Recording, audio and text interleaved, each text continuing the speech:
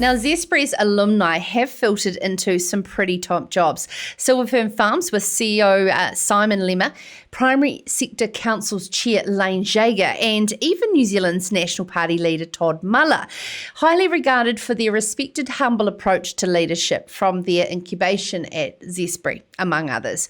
Now, the latest humble leader to cross-sector position is a former Zespri chair who navigated the devastating PSA biosecurity incursion on behalf of kiwi fruit growers Peter McBride, who now this week is announced to chair the Fonterra board into its next chapter of value add.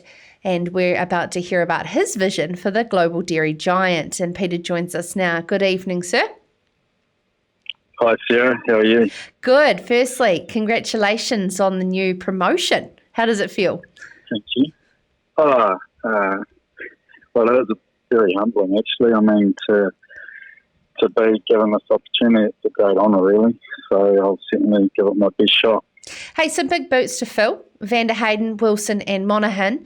What do you think is some of the legacies that your predecessors have brought to the table? I think the first legacy is obviously the formation of Fonterra and sort of the regulatory construct and the constitution that we have now. So there's some legacies there, and it's not easy to lead change in a cooperative, as you know. So some big boots to fill in that regard. There's a lot to be said about the success story of a hairy brown fruit being regarded as a premium delicacy. You know, there's certainly a lot of people that will be looking to you about what your learnings from Zespri are going to bring to the mighty big table of Fonterra. Yeah, I think from a governance perspective, I've had quite a bit of experience in China. We had a few issues ourselves in China, not that dissimilar to some of the Fonterra issues. We also went through a period of regulatory change, constitutional change. We placed our CEO in Singapore, so strongly market-led organisation. There's quite a few insights that are a little bit different to Fonterra, but the principles are quite similar. And what about in regards to your background? Many would know that you, of course, have fingers in a lot of pies and being a dairy farmer previously. Are you close enough to the day-to-day running of dairy farms now, though? Yeah, I've got a role with Trinity Lands. I'm the CEO. We have around 20 dairy farms in the South Waikato, but we have our own farm in Tokoroa. We have a contract milker. I'm engaging with him quite often. I'm over there at least every fortnight. Obviously not milking the cows like I used to do.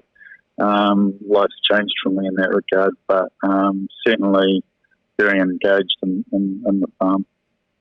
And what are some of those learnings you're picking up from the grassroots and what they're hoping to see from leadership at Fonterra?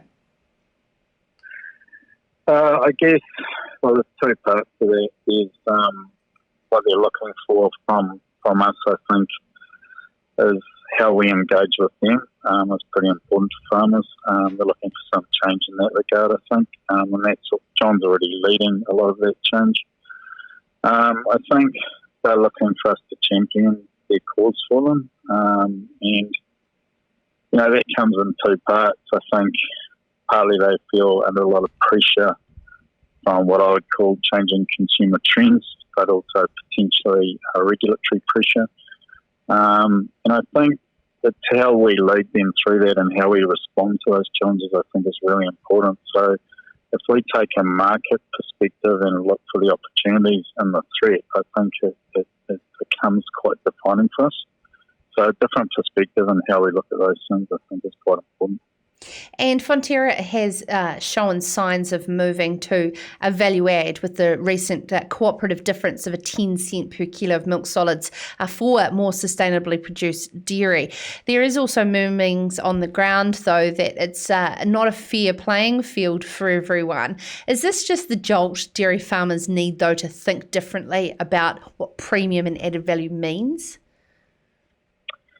Yeah, I think there's two parts to it. So there's the sort of compliance part, which is pretty much a a legal responsibility anyway, and will be within 2 years in terms of farm environment plans.